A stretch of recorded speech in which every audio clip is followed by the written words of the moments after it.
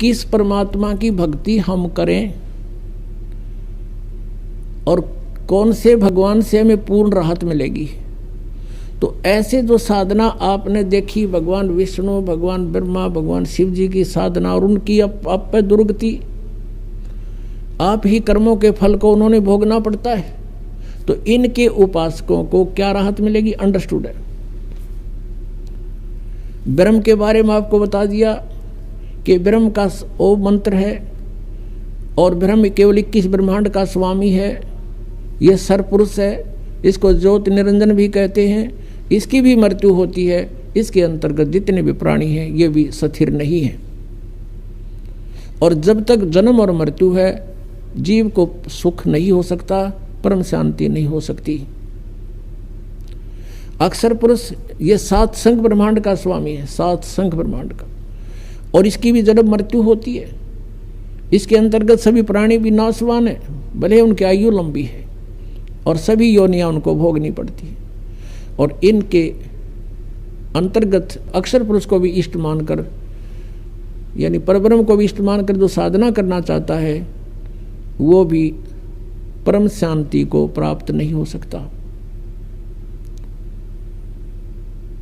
केवल परम अक्षर ब्रह्म, परम अक्षर पुरुष, उस परमात्मा की भक्ति और उसी के नुमाइंदे परम संत से लेकर जो करेगा उसको सब लाभ होगा। एक समय गरीबदास जी जो परमात्मा से परिचित हो चुके थे, सतलोक सचखंड को स्वयं आंखों देख कर आए थे अपनी आत्मा से, उनको वापस छोड़ दिया था कबीर परमेश्वर ने, उनके ज्ञान योग को खोल दिया था, दिव्य दृष्टि को खोल दिया था। उसके बाद कबीर परमेश्वर ने अपने उद्देश्य अनुसार उनसे अपनी अमृतवाणी, अपनी महिमा का ज्ञान पुनः उच्चारित करवाया गरीबदास साहिब जी से। आदरणीय गरीबदास साहिब जी ने वो वचन परमात्मा की आंखों देखी महिमा बोली, और एक गोपाल दास नाम के एक दादूपंथी संत थे, उन्होंने, भगत ने, वो सब परमात्मा की महिमा की वाणी गरीबदास जी के मुखारविंद से उच्चारित लिपिबद्ध की गई। उस वाणी में इतनी कसक है जैसे आप जी को हम नित्यनेम के लिए देते हैं, सुबह सुबह की वाणी, शाम की आरती, दोपहर की रामायणी, 3 समय की हम आपको भक्ति बताते हैं। ऐसा ही वेदों में विधान है कि परमात्मा की भक्ति 3 समय की होती है। तो वो साधना करते हुए गरीबदास जी के कुछ शिष्य हो गए थे, वो साधना करते हुए जहाँ भी जाते थे वो अपने नित्य नियम अवश्य करते थे। लुधियाना के पास एक वासियर गांव है, लुधियाना के पास वासियर गांव का एक बहुत बड़ा किसान था, राम राय नाम था उसका, और गांव में एक नाम और रख लिया कर, न्यारा, झुमकरा, उसका नाम झुमकरा भी रख रखा था, वास्तविक नाम उसका राम राय था। एक गरीबदास जी का भक्त उस वासियर गांव के बाहर गर्मियों के समय था, सुबह सुबह स्नान करके एक तालाब में, और उसी तालाब के ऊपर बराबर में बैठकर एक पटड़ी सी पे बिछा कर वहाँ अपनी चादर बैठ कर भगवान के नित्यनेम कर रहा था, सुबह की वाणी बोल रहा था। और ये राम राय जी सुबह सुबह फ्रेश होने के लिए गए थे। उसने देखा कि एक बहुत ही अच्छे सुरीली आवाज़ से भगवान की वाणी कोई भगत उच्चारण कर रहा है, और ये पंजाब के लोग वाणी के बड़े कायल होते हैं, इसके ऊपर बड़े आसक्त हो जाते हैं, इनको इनकी वैल्यू का पता है। तो राम राय जी जाकर बैठ गए उस भगत के पास में, सारी वाणी सुन ली। जब उसने अपना पूरा कर्म कर लिया तब राम रमी हुई, कुशल मंगल पूछा, कौन कहाँ से आया तू?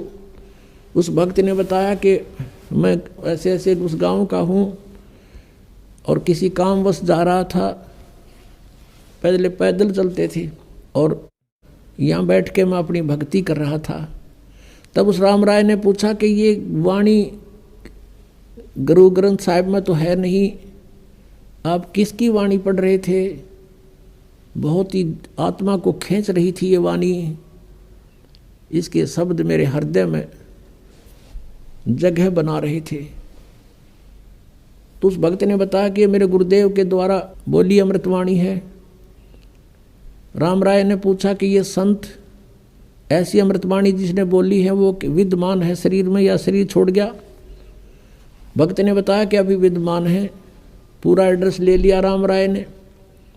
वो सरदार जी वहाँ से चल पड़ा। वहाँ से चलते चलते कहाँ पहुँचा? गांव छुडानी में। जो ही वो सुबह सुबह पहुँचा तो गरीबदास साहब जी वो किसान थे, खेती करते थे, जमीन बहुत थी। और एक क्योंकि ये संत जो होते हैं वो भगवान से परिचित हो जाते हैं, सभी ज्ञान से परिचित है। ऐसे ही वेदों में लिखा है कि जैसे यजुर्वेद अध्याय नंबर 40 के मंत्र 15 में लिखा है, वायु अनिलम अथिदम भस्मांतम शरीरम ओम कर्तु समर किलवे समर कर्तुम समर। ओम नाम का जाप काम करते करते सेवन करो, विशेष कसक के साथ सेवन करो।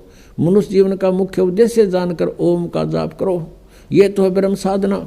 फिर उसने बताया कि उस परम अक्षर ब्रह्म 40वें अध्याय के 17वें मंत्र में तुरंत कहा है यजुर्वेद में कि वो पूर्ण परमात्मा तो ऊपर प्रोक्ष है, वो तो गुप्त है। मैं ब्रह्म हूँ, मेरा एक ओम नाम है। उस परमात्मा की भक्ति करनी है तो तत्वदर्शी संत बताओगे उसका ज्ञान। यजुर्वेद अध्याय नंबर 40 के श्लोक 10 से लेकर 13 तक तत्वदर्शी संत की महिमा की जानकारी दी है, बताई है। उनसे पूछो, वो बताओगे। तो वो उनको मिला नहीं, तो उन्होंने, जैसे बच्चा कोई गेम खेलता है तो उसका जिला स्तर पर खेलता है तो भी वही नियम होते हैं, और उसको स्टेट लेवल पर खेलता है प्रांत स्तर पर तो भी उसके वही नियम हैं, और जो राष्ट्र स्तर पर खेलेगा नेशनल लेवल पर तो भी उसके वही नियम होते हैं। तो जितने भी साधना हैं साधक यही नियम थे कि जैसे सूक्ष्म वेद में परमेश्वर ने आके बताया कि नाम उठत नाम बैठत नाम सोवत जागवे, नाम खाते नाम पीते नाम से ती लागवे। यानी कर्म योगी बने रहना और भक्ति करो, चलते फिरते उठते बैठते, कोई विशेष स्थान पर बैठने की विशेष आवश्यकता नहीं। अगर समय है, कोई काम नहीं है तो बैठ के करने में कोई पाप नहीं, किसी प्रकार लेट के बैठ के भी कर सकते हो। इस आधार से गरीबदास जी सुबह सुबह अपना खेतों में सैर सपट्टा भी हो जाता, और आते समय वो घूम फिर के आते थे और पशुओं का चारा कुछ काट कर खेतों से सिर पे रखकर बंडल बरोटा वो लाते थे। तो अब राम राय ने जाके पूछा, भाई गरीबदास महाराज का घर कहाँ है? कोई भक्त मिल गया, उसने कहा कि सामने चले जाओ। कोई शरीफ साहब भी मिल गया, वो कहने लगा सामने जाओ, और वो उनका मकान है। वहाँ गए तो वहाँ 5-4 भक्त बैठे थे, इंतज़ार कर रहे थे गरीबदास जी की, प्रतिदिन मिलने आते थे। उनसे पूछा, भाई महाराज जी कहाँ हैं? राम राय ने, उन्होंने कहा भी खेतों में गए हुए हैं। राम राय जी ने पूछा कितनी देर में आएंगे? साधु संत का कोई भरोसा नहीं, आवन तब आ जाना तो 12 बजे भी आवें, उनकी मौज है। खेत में गए हैं, कहीं काम भी लग गए होंगे। अब राम राय जी ने सोचा भी मेरे तरफ है, संत की दर्शन करूं, पीछे आहार करूंगा। अब 250 कोस आ गए, यानी वहाँ से 400 किलोमीटर पहुँच गया हूँ। 10 कदम और भर लेता। उनसे पूछ लिया किस साइड में गए हैं, कि साहब ने चला जा रास्ता है। अब राम राय जी उस रास्ते चल पड़े और बता दिया था कि आगे एक कुआं है, एक झोंपड़ी मिलेगी, वहाँ शायद वहाँ मिल सकते हैं। उसने सोचा चल इतनी दूर आया हूँ, साधु के दर्शन करके आहार करूँगा। आगे से क्या देखा, गरीबदास जी आ रहे हैं, सिर पे पशुओं का चारा लेकर, बरोटा ज्वार का, किसान रूप में। वो एक सिंपल जैसी वेशभूषा हरियाणा की थी, धोती और कुर्ता, उसी में अपना आ रहे थे। और राम राय जी का दृष्टिकोण था कि साधु संत पावेगा या तो गल में माला होगी, बड़ी बड़ी जटा होगी, दाढ़ी बढ़ी होगी, राख रमा रखी होगी शरीर के ऊपर, हाथ में चमटा होगा, या कति लाल कपड़े होंगे, मुंड मुंडा रखा होगा, तिलक ला रखे होंगे। इस इमेजन से उसने अपने हिसाब से ऐसा इमेजन बना रखा था कि साधु ही साहब पाओगा। उधर से अंतर्यामी थे गरीबदास जी, वो जान गए भगत आवे है। भगत ने पूछा राम राय ने उससे, गरीबदास जी से, कि भाई किसान, मैंने महात्मा गरीबदास जी से मिलना है।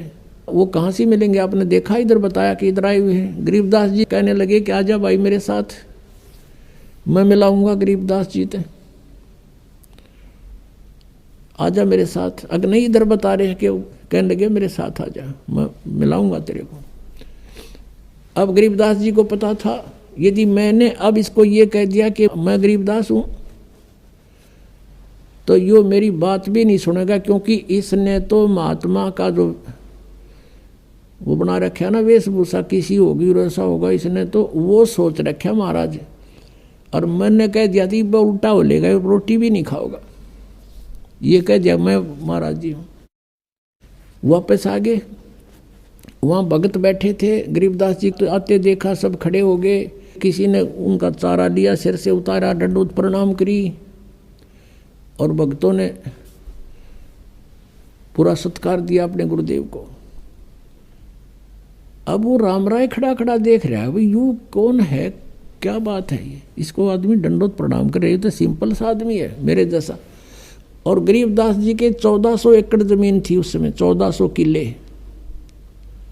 उधर से राम राय भी एक अच्छा जमींदार था, 500-600 एकड़ जमीन उसके भी थी, किसान था वो भी सरदार जी। अब उसने सोचा यू किसान बताओ अच्छी जमीन है इसके, अभी सुना मैंने, और बैल बाल बांध रखे। इन्हें सोचा यू मेरे कैसा किसान है, इसके ये मजदूर होंगे जो इसको प्रणाम करें। अब उसने पूछा रहे ये कौन है भाई, उन्होंने बताया गरीबदास जी के शिष्यों ने कि महाराज हैं गरीबदास जी, ये बड़े महापुरुष हैं पहुंचे हुए। अब राम राय बैठ गया जमीन के ऊपर, कलेजा पकड़ के, अगी इतनी दूर आया और खोदा पाड़ और पाई चुया, यू महाराज जी पाया, देख मेरे कैसा किसान रहता रहा जो भैया। अब वो अंतर्यामी थे गरीबदास जी, उसकी सारी देख रहे थे, यो भगत तो फ्यूज हो गया।